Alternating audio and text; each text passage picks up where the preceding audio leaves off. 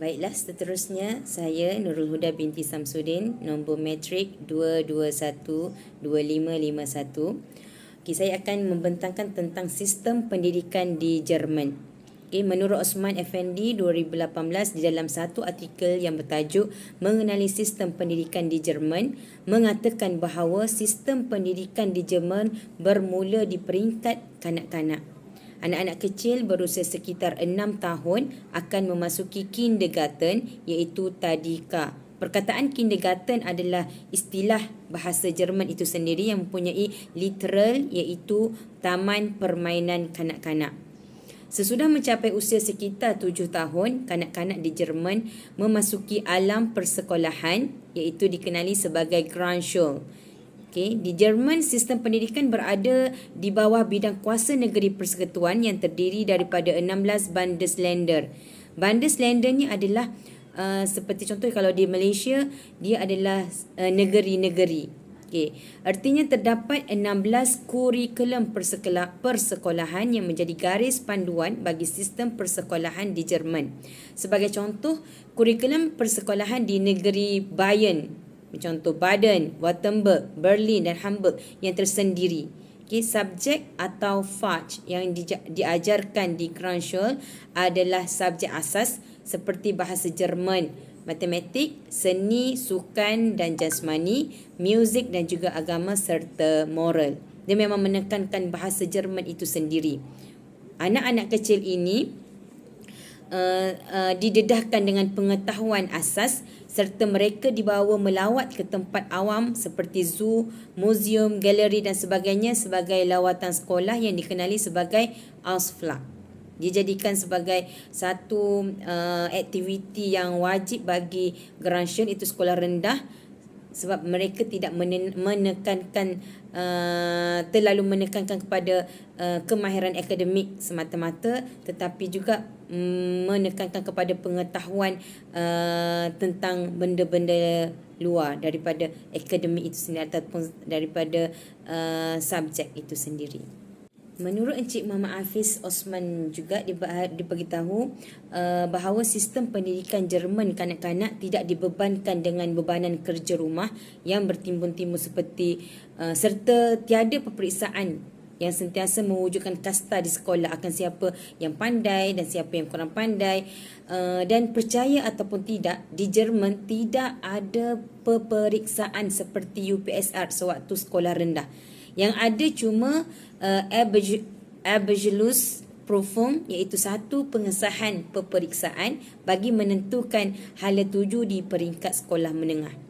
Di peringkat Grundschule berlangsung selama 5 hingga 6 tahun bergantung kepada negeri itu sendiri. Okay. Sesudah itu, kanak-kanak akan memasuki peringkat sekolah menengah yang mempunyai 4 jenis sistem berbeza, iaitu gymnasium, Gesamtschule, Realschule dan Hauptschule. Okay, gymnasium ni khas bagi anak-anak yang mempunyai kecenderungan sains dan mereka yang bercita-cita untuk menyambung pengajian di universitas, iaitu university, dengan mengambil peperiksaan akhir dikenali sebagai Abitur yang dianggap hampir setara dengan STPM ataupun A-level di Malaysia. Pelajar akan belajar subjek seperti bahasa Jerman, bahasa Inggeris, bahasa Latin, bahasa Perancis, sains, matematik, geografi, asas dan agama serta sejarah. Pendidikan teknikal juga diperkenalkan dalam sistem pendidikan di negara Jerman. Bagi mereka yang kurang cemerlang, kalau gymnasium tadi dia lebih syorkan kepada pelajar yang cemerlang dari segi akademik. Di sekolah Realschule dan juga Hauptschule, dia menekankan ataupun mengesyorkan kepada pelajar yang kurang cemerlang dari segi akademik untuk menyambung pengajian mereka. Kerana di Realschule dan dengan Hauptschule tu mereka akan diajar asas kemahiran sewaktu di usia muda lagi. Uniknya, mereka belajar di sekolah akan subjek yang bersesuaian dengan minat mereka. Seperti contoh, katakan Thomas kurang cemerlang dalam akademik dan berminat dengan baik pulih kenderaan. Maka Thomas akan diajar akan asas baik pulih kenderaan, iaitu Fahrzeugparate dengan kerjasama di antara pihak sekolah dengan bengkel ataupun dikenali sebagai Werkstatt di dalam bahasa Jermannya. Begitu juga bagi Laura yang meminati, contoh Laura meminati bidang pembuatan roti yang diasuh oleh Bäckermeister, iaitu sifu di dalam bidang pastry.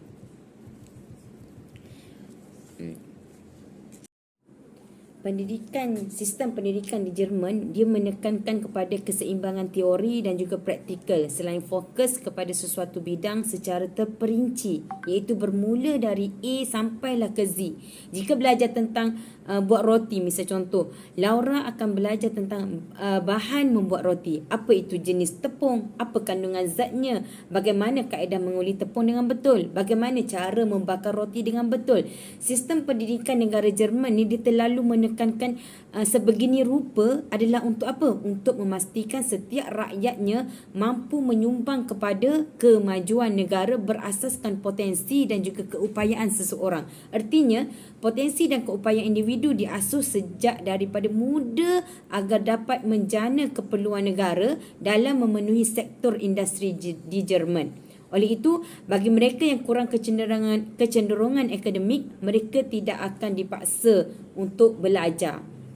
Bagi pelajar lulusan Realschule dan juga Hauptschule, mereka akan keluar menjadi tenaga kerja yang mahir, yang terlatih dan mendapat sijil persekolahan Mittelreife yang setaraf dengan SPM. Kalau jika di Malaysia, mereka ini juga sudah mempunyai asas pemahaman dalam bidang masing-masing sejak di sekolah menengah sebelum mengikuti program apprentice, iaitu perintis, iaitu Ausbildung selama 3 tahun atau mana-mana Fortbildung, dengan kerjasama industri seperti Mercedes-Benz, BMW, Siemens, Bosch dan juga lain-lain.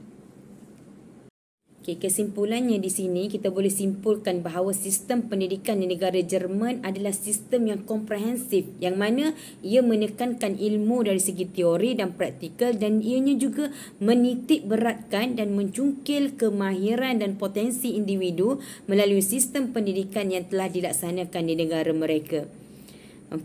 Lepas tu bahasa juga tidak menjadi alasan untuk diorang maju ke hadapan, khususnya dalam industri. Dalam sektor industri, dalam sektor pembuatan, mereka sangat-sangatlah maju walaupun mereka menggunakan bahasa mereka sendiri.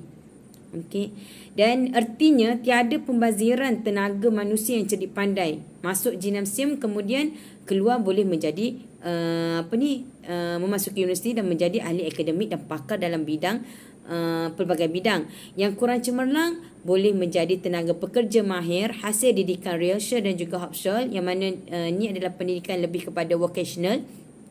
Bagi yang mahukan kombinasi boleh memasuki Gesamtschule. Gesamtschule ni adalah satu sekolah yang mempunyai 3 jenis tadi, gymnasium, Realschule dengan juga Hauptschule tu di bawah satu bumbung di Gesamtschule, dan seterusnya belajar di Fachhochschule untuk menjadi jurutera dalam pelbagai bidang.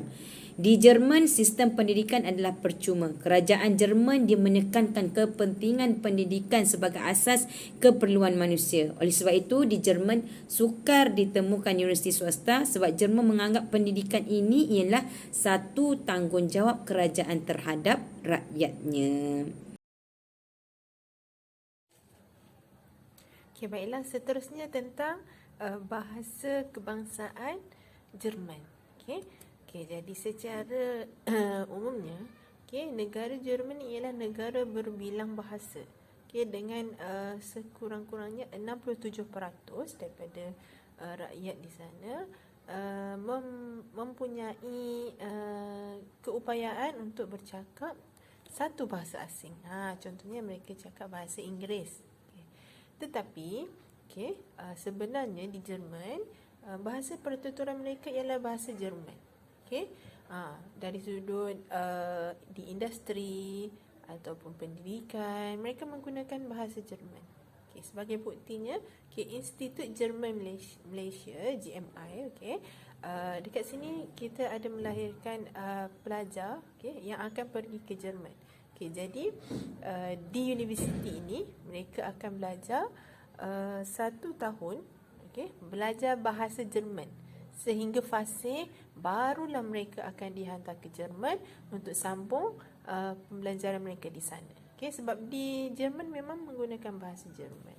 Okey, seterusnya juga, okey, Dr. Graf juga menyatakan tentang penggunaan bahasa Inggeris sebagai bahasa wacana revolusi industri 4.0. Okey. Jerman revolusi industri keempat ini, okey, wacananya dalam bahasa Jerman.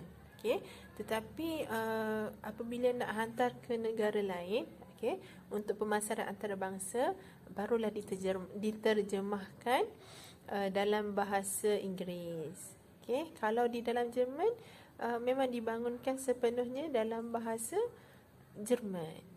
Okey, asalnya wacana tu dalam bahasa Jerman. Untuk pemasaran antarabangsa baru ditukarkan bahasa tu. Okey. Jadi jelaslah kan, di Jerman ni bahasa kebangsaannya memang bahasa rasminya memang bahasa Jerman. Okey. Okey. Okey, seterusnya kita pergi kepada bahasa pengantar di sekolah rendah, sekolah menengah dan universiti. Okey, di sekolah rendah juga menggunakan bahasa Jerman. Okey, sebagai buktinya dekat Singapura ada satu sekolah rendah. Okey, ni saya dapat daripada satu laman web sekolah tu. Okey. Okey, di Singapura ada satu sekolah rendah, dia berteraskan kurikulum Jerman. Okey. Dia buat sama macam mana budak sekolah rendah di Jerman belajar. Okey. Di mana bahasa pengantarnya adalah bahasa Jerman. Okey. Mereka turut belajar bahasa Inggeris tapi mengikut tahap belajar. Okey, tapi pertuturan antara guru dan pelajar tu adalah bahasa Jerman. So, bahasa Inggeris ni sebagai subjek dia. Mereka akan belajar bahasa Inggeris mengikut tahap dia. Macam kita kan, dekat Malaysia ni kan belajar bahasa Inggeris, MUET ada band 1, band 2, band 3. So, macam mana tahap belajar dia, okey? Tapi bahasa pertuturan mereka tu masih bahasa Jerman. Okey, seterusnya untuk sekolah menengah pula, okey. Ada satu guru ni, okey. Okey, ni menurut penyelidikan tim 2019, okey. Penyelidikan utama beliau ialah sejarah pengajaran bahasa Inggeris dalam konteks institusi. Bidang di mana beliau juga mendapatkan PhD dengan penulisan tesis tentang pembentukan bahasa Inggeris sebagai bahasa asing di sekolah-sekolah Jerman. Okey. Doktor ni sampai buat tesis, okey, macam mana nak membuat nak adakan bahasa Inggeris ni sebagai bahasa asing di sekolah-sekolah Jerman. Sebab mereka menggunakan bahasa Jerman. Antara mereka tu menggunakan bahasa Jerman. Okay. Sama juga dengan universiti. Okay. Ada satu laman web yang ditulis oleh Sonali Aurora 2020. Okay. Dia mengatakan bahawa di universiti Jerman kebanyakan kursus adalah dalam bahasa Jerman. Okay. Namun begitu untuk pelajar antarabangsa dia ada jugalah menawarkan kursus dalam bahasa Inggeris. Okay. Tapi bahasa pertuturan masih menggunakan bahasa Jerman. Di universiti juga, okay, majoriti pelajar menggunakan bahasa pengantar utama iaitu bahasa Jerman. Okay. Ni saya ambil daripada kajian-kajian. Okay. Sebagai bahasa pengantar utama bahasa Jerman ni. Okay. Jadi seterusnya universiti juga menawarkan kursus mereka dalam bahasa Inggeris. Macam tadilah kan, bahasa Jerman tapi ada juga bahasa Inggeris yang ditawarkan untuk pelajar antarabangsa kan. Macam dekat Malaysia dia dah siap-siap student dia kan, mahir Jerman baru boleh pergi ke Jerman kan. Tapi mungkin ada yang belum mahir, so ada kursus-kursus bahasa Inggeris jugalah. Tapi contohnya, okay, kursus bahasa Inggeris tu bukan fully bahasa Inggeris, okay, sebab katanya 70% bahasa Inggeris, masih ada 30% bahasa Jerman. Okay, jadi betapa kuatnya mereka menggunakan bahasa mereka sendiri. Okay, itu untuk bahasa pengantar lah. Okay, seterusnya kita sambung kepada penguasaan ilmu sains dan teknologi. Okey, menurut Farahan 2020, okey, kajiannya, okey, bahasa Jerman digunakan secara menyeluruh. Okey, untuk urusan rasmi, tidak rasmi, dalam industri, pendidikan, pengurusan, okey. Okey, kajian ni dibuat oleh pelajar yang memang duduk di sana. Okey, katanya di sana bahasa Jerman ni memang digunakan secara menyeluruh. Okey. Jadi dekat tempat dia belajar pun perbualan soal keilmuan antara pelajar dengan pakar ilmu tu menggunakan bahasa masing-masing. Biasalah kan pelajar ni dia mungkin guna bahasa Inggeris, pakar tu duduk di Jerman, so dia guna bahasa Jerman. Okey. Jadi pada kebanyakan masa mereka di Jerman terlupa istilah dalam bahasa Inggeris, sebab mereka banyak sangat guna bahasa Jerman sampai ada istilah-istilah yang mereka tak tahu dalam bahasa Inggeris sebut apa. Jadi dia terus sebut dalam bahasa Jerman juga, sampai akhir perbualan atau perbincangan tu masih guna bahasa ibunda mereka dalam konsep-konsep asas bidang tu. Contoh dia tak ingat kan bahasa Inggeris dia apa, so dia guna bahasa Jerman. Contoh kan kita cakap bahasa Melayu kan, lepas tu ada orang yang mahir bahasa Inggeris, biasa tak tengok kan, nanti dia cakap dalam Melayu cakap apa macam tu.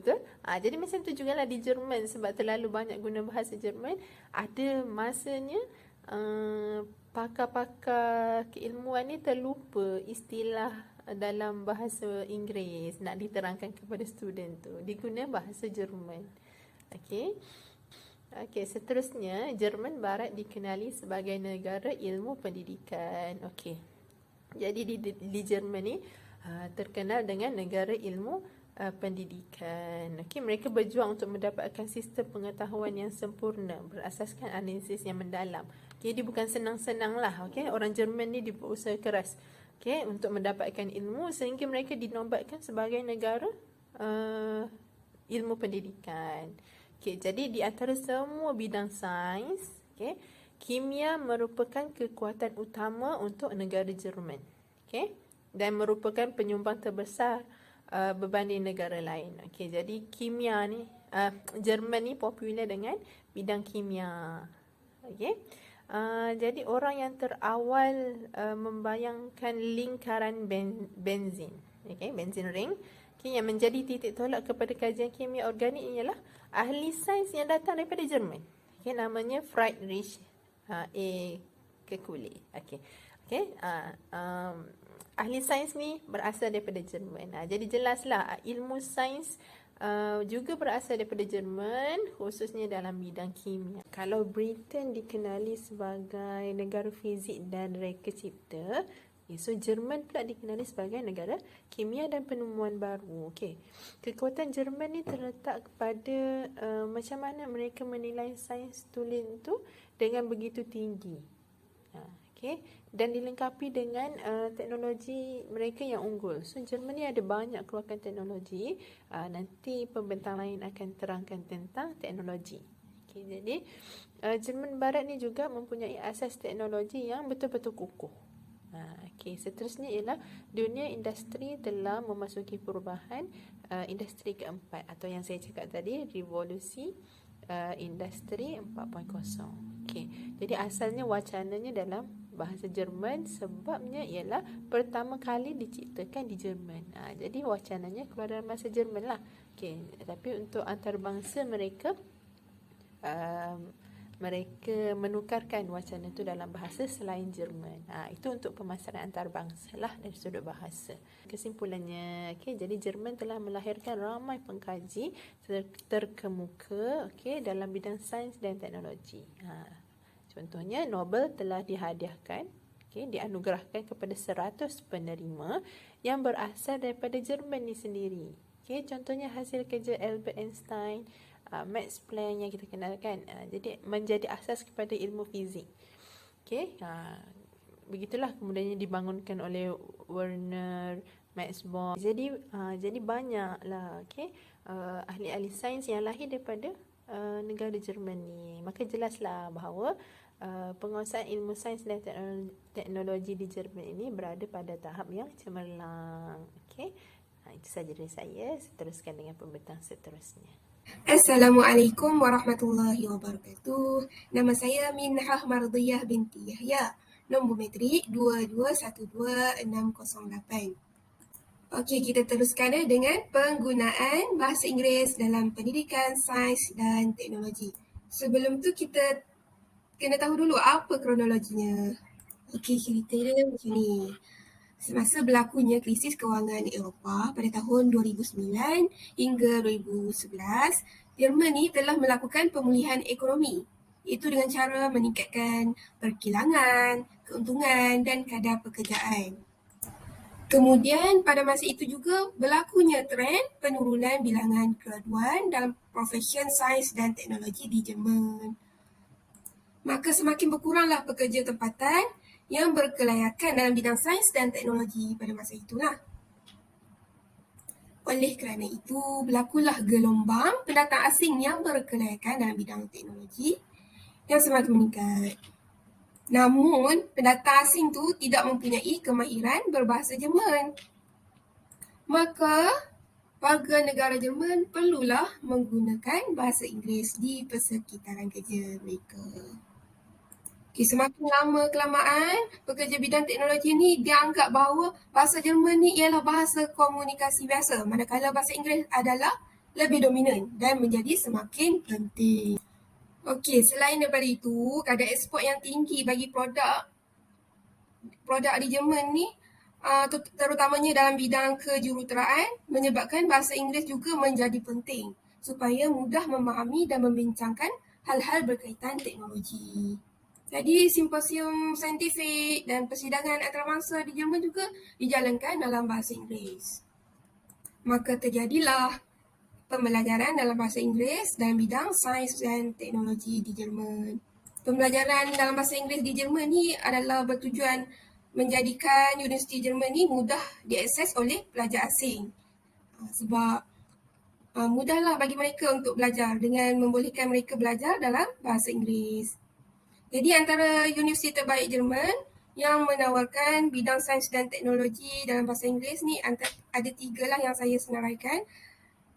Yang pertama, Technical University of Munich. Universiti kejuruteraan terkemuka di Jerman. Universiti ni dia fokus kepada penyelidikan dan inovasi. Ini antara universiti yang terhebat untuk memperoleh ijazah kejuruteraan. Universiti yang kedua, University of Edinburgh. Universiti ni yang paling berprestasi dan terkenal di barat laut Jerman. Universiti ini juga dia menawarkan kursus kejuruteraan berkaitan pembangunan mampan dan tenaga boleh diperbaharui dengan fokus kepada tenaga angin dan suria. Yang ketiga, Mannheim University of Applied Science. Universiti ini menawarkan 33 program ijazah kejuruteraan peringkat sarjana muda dan sarjana. Universiti ini tersenarai di peringkat tertinggi dalam bidang kualiti pengajaran serta kebolehpasaran graduannya. Okey, itu saja. Assalamualaikum. Assalamualaikum warahmatullahi wabarakatuh. Nama saya Noraihani binti Makhtar, nombor matrik 22122560. Jadi saya akan meneruskan pembentangan ini di bawah tajuk kemampuan mengeluarkan produk teknologi. Baik, Jerman mempunyai kemampuan mengeluarkan produk teknologi disebabkan atas beberapa faktor. Faktor yang pertama ialah kebanyakan masyarakat Jerman menguasai bahasa asing. Majoriti masyarakat Jerman mereka memiliki kemahiran berbahasa asing. Hal ini kerana sistem pendidikan di Jerman ini berjalan seiring dengan keperluan semasa. Pendidikan sekolah menengah di Jerman, pendidikan sekolah menengah mempunyai 2 aliran. Yang pertama, aliran yang dipanggil sekolah gimnasium dan yang kedua sekolah awam. Di sekolah gimnasium, keutamaannya adalah kepada bahasa Latin dan juga Greek, di mana di sekolah ini pelajar-pelajar yang belajar di sekolah gimnasium sebagai langkah menyediakan mereka untuk melanjutkan pelajaran ke universiti. Manakala untuk sekolah yang kedua, iaitu sekolah awam, di sekolah ini guru-guru ataupun sistem pendidikan menekankan bahasa Jerman, matematik, sains tabi'i dan bahasa-bahasa moden. Kemudian secara amnya, kurikulum sekolah menengah berbeza-beza penekanannya, namun setiap jenis sekolah menengah menetapkan mata pelajaran seperti subjek Jerman, matematik, satu bahasa asing, kebiasaannya bahasa Inggeris. Kemudian ada juga subjek seperti sains sosial, muzik, seni dan juga sukan. Selain itu, terdapat juga sekolah teknik. Sekolah teknik ini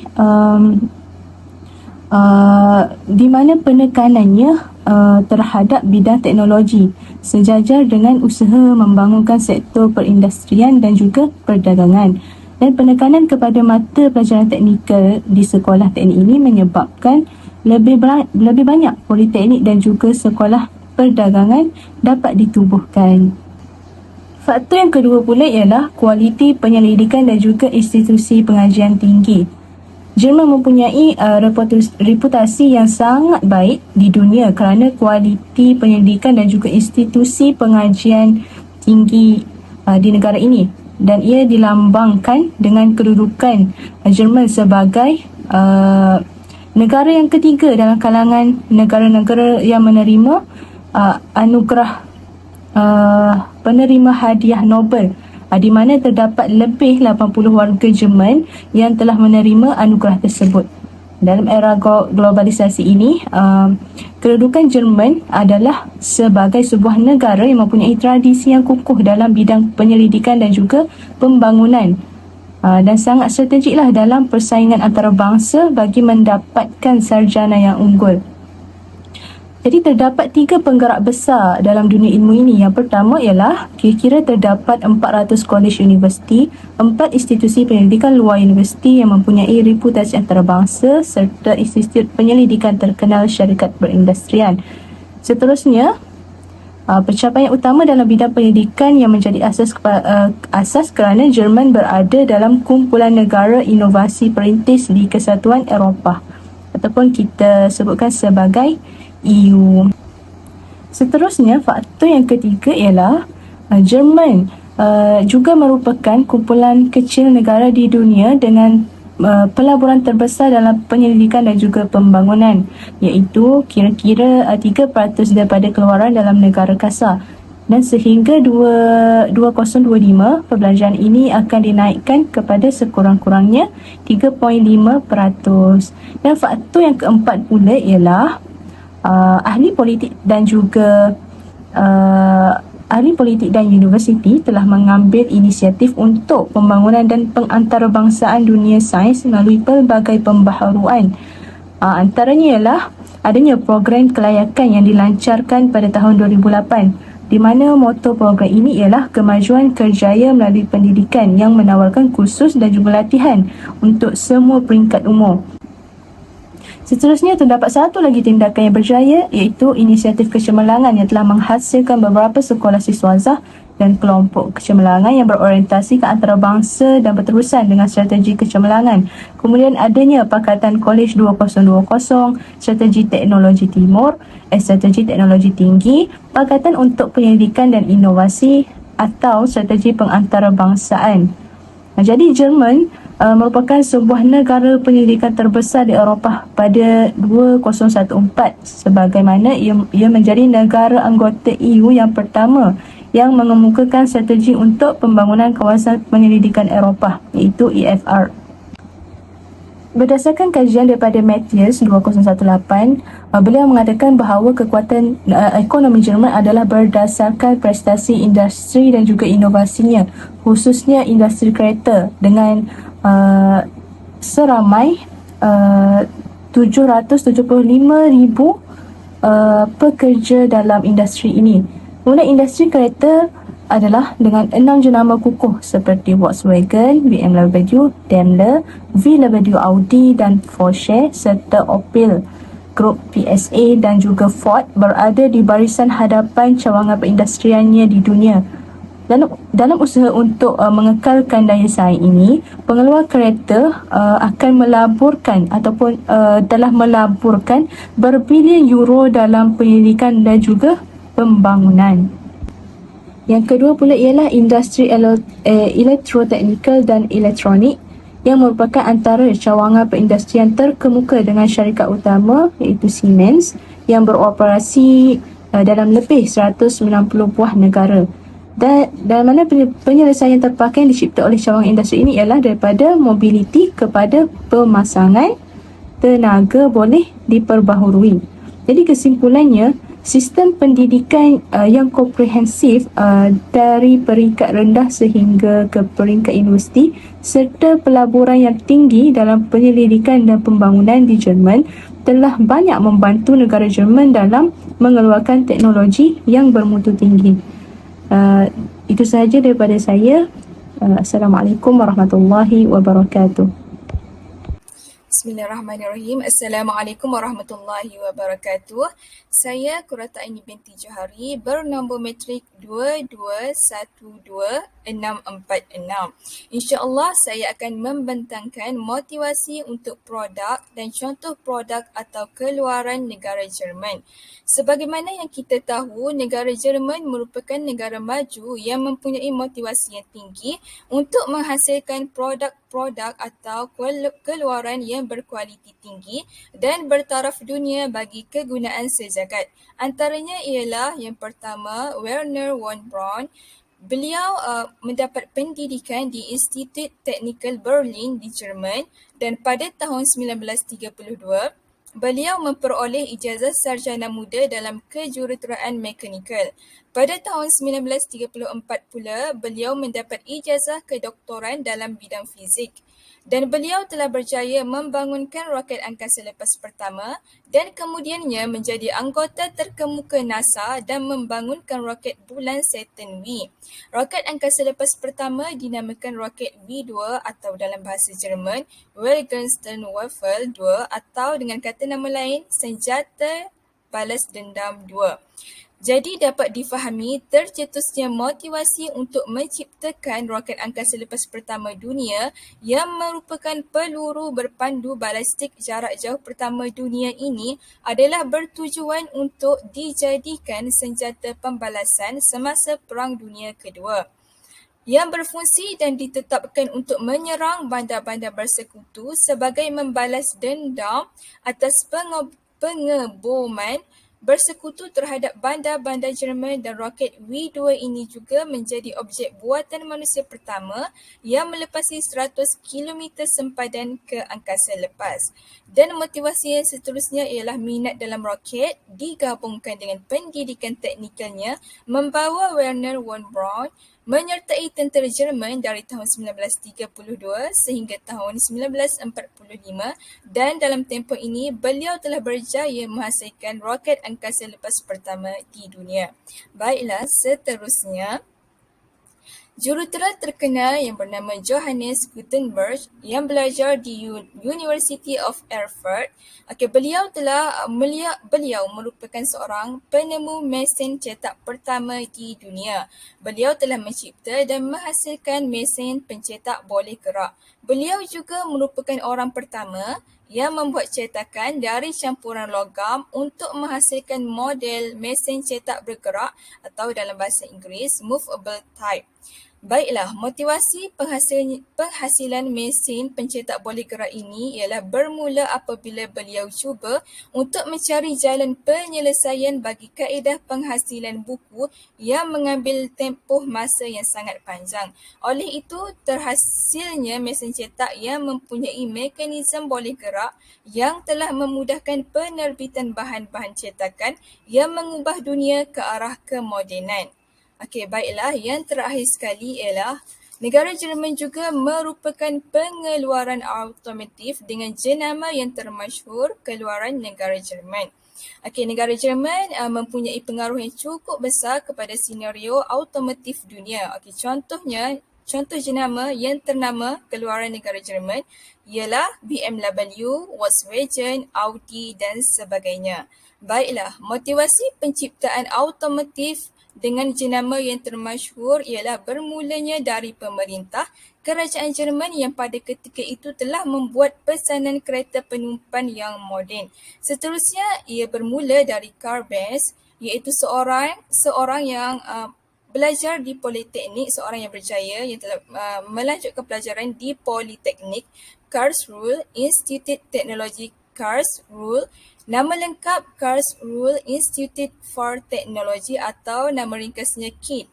KIT merupakan perguruan tinggi terbaik di Jerman dengan predikat excellent di bidang teknologi terutama pada bidang teknik mesin, dan beliau telah mula mencipta dan menghasilkan kereta keluaran Jerman yang moden dan diikuti pula dengan pakar-pakar automotif yang lain dalam memastikan usaha itu semakin berterusan seiring dengan inovasi dan teknologi yang semakin berkembang. Jadi, dapat saya simpulkan di sini bahawa kehebatan, kepakaran dan kebijaksanaan manusia dalam bidang sains dan teknologi menjadi motivasi dan pendorong utama bagi negara Jerman menyusun langkah dan bertindak menghasilkan pelbagai keluaran yang bermutu tinggi, berkualiti dan bertaraf antarabangsa bagi kegunaan di seluruh dunia. Baiklah, setakat itu sahaja. Saya serahkan kepada kawan saya seterusnya. Okey, baiklah. Assalamualaikum warahmatullahi wabarakatuh. Saya Farah Asfarina binti Muhammad Jaafar, Kad Matrik 2212612. Okey, baiklah. Saya sambung seterusnya kepada cabaran yang dihadapi dihadapi oleh negara Jerman. Okay, seperti yang kita sedia maklum, Jerman ni adalah bekas negara yang kalah dalam peperangan dunia kedua, yang menyebabkan Jerman ni kehilangan wilayah timur, iaitu daerah-daerah di sisi timur perbatasan Ardennes, iaitu batas di antara Jerman dan Polandia. Okey, baiklah. Seterusnya, okey, cabaran di negara Jerman ni, yang pertama, selepasnya berlaku Perang Dunia Kedua, maka berlakulah kemelesetan ekonomi. Ekonomi di negara Jepun meleset dan menjatuhlah selepas Perang Dunia Kedua, dan perkembangan ini menyebabkan berlakunya masalah pengangguran. Disebabkan Perang Dunia Kedua ni, jadi peluang pekerjaan pun kurang. Kemudian dengan ekonomi yang meleset ni, menyebabkan pemimpin berfahaman terlampau ni mendapat sokongan daripada rakyat Jerman.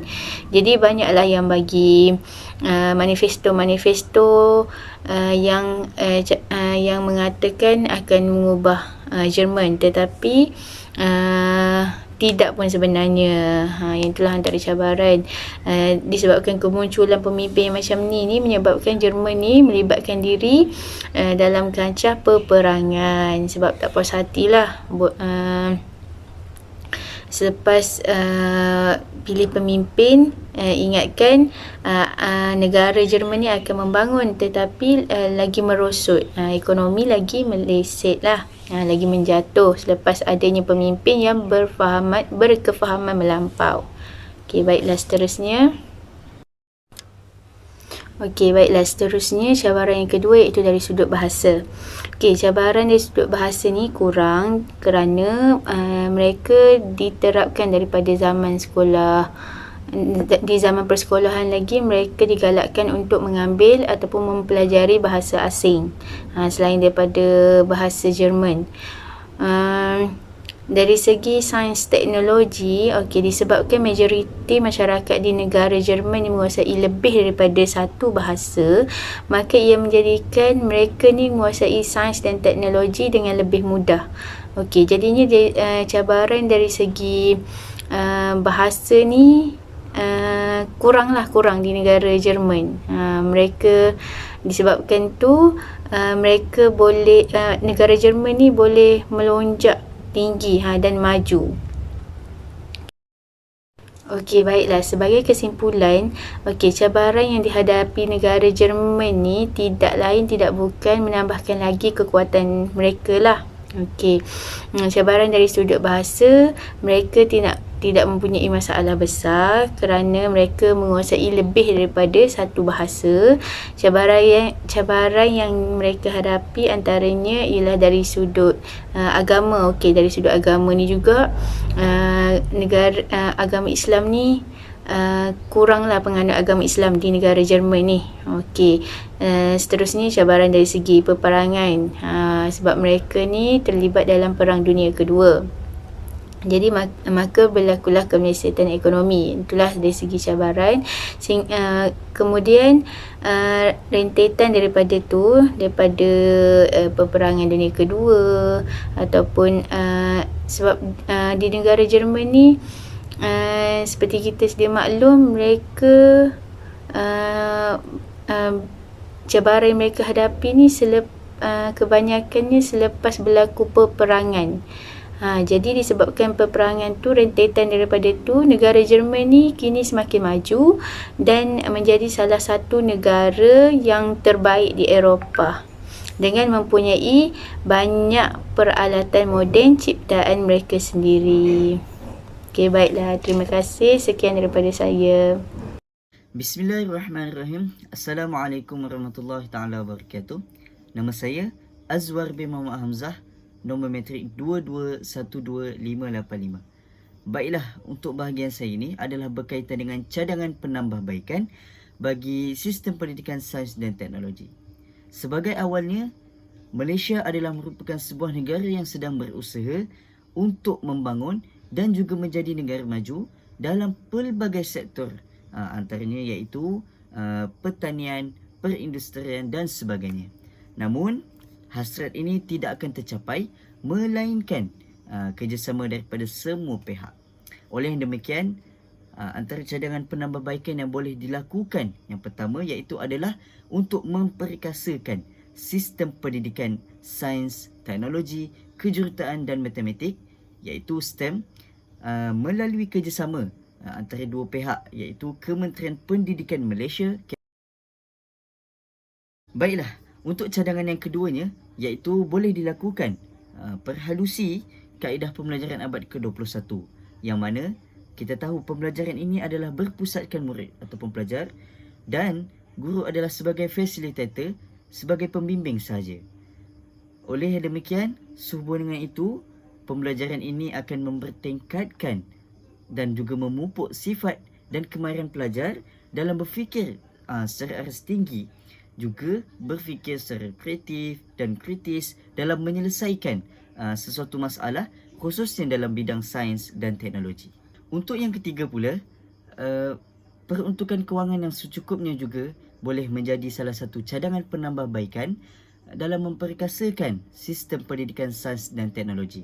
Perkara ini boleh dicontohi apa yang telah dilaksanakan oleh Kerajaan Negeri Selangor dan juga yang telah dinyatakan oleh Menteri Besar Selangor, Datuk Seri Amaruddin Syari dalam pembentangan bajet Negeri Selangor 2023, yang mana beliau telah menyatakan dan juga akan memperuntukkan sebanyak RM1 juta bagi menggalakkan murid di negeri tersebut untuk memilih bidang sains dan teknologi ini sebagai satu pilihan utama dalam melanjutkan pelajaran. Peruntukan kewangan ini juga adalah melibatkan kepada pembinaan dan juga pembangunan prasarana seperti membina sebuah bangunan atau institusi yang berfokuskan kepada bidang sains dan teknologi. Sebagai penutupnya, bahasa pengantar adalah merupakan satu jabatan dalam mencapai satu matlamat pendidikan. Penggunaan bahasa pengantar ini mampu memberikan kepuasan kepada penuntut ilmu dalam bidang apa sekalipun. Namun, dalam mendepani kemajuan bidang sains dan teknologi ini, pelbagai cabaran yang akan dilalui. Antara cabaran besarnya adalah peperangan dan juga pasca peperangan. Justru, pihak berwajib dalam sesebuah negara perlulah mengambil tindakan dan juga langkah yang proaktif bagi menguatkan, bagi memperkasakan bidang sains dan teknologi ini, yang mana kita tahu perkara ini akan menguntungkan dan juga memudahkan untuk menjadikan sesebuah negara itu lebih maju. Sekian, itu sahaja daripada kami. Assalamualaikum warahmatullahi taala wabarakatuh.